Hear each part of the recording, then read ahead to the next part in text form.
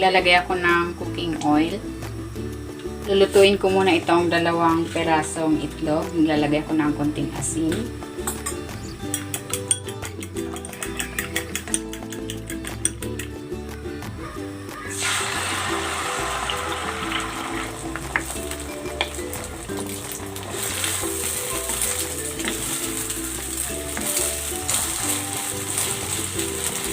Ayan, okay na ito. Hanguin ko na and then hihiwain ko ito into strips.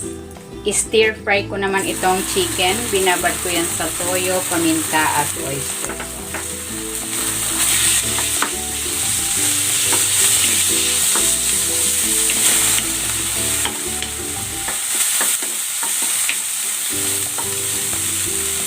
Ayan, okay na itong chicken. Hahanguin ko muna ito. Using the same pan, igigisa ko na tong bawang.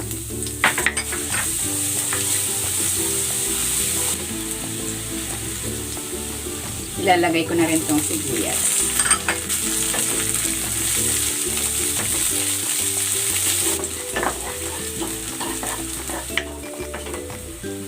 Ibubuhos ko na dito itong soup stock. Ayan, nagtunaw ako ng chicken cube sa tubig.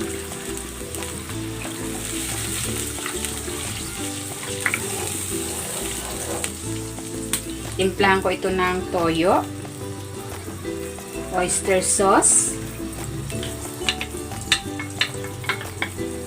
at maglalagay ako ng paminta.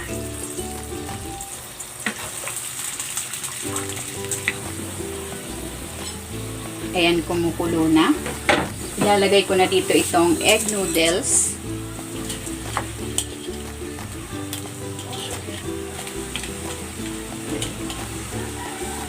Lagay ko na rin tong carrots at ang Baguio beans.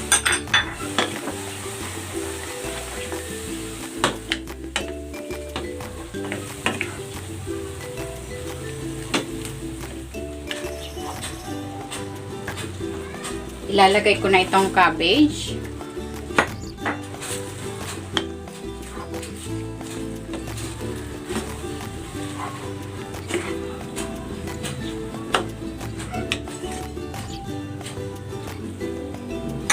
Ibabalik ko na dito yung chicken at ang scrambled egg.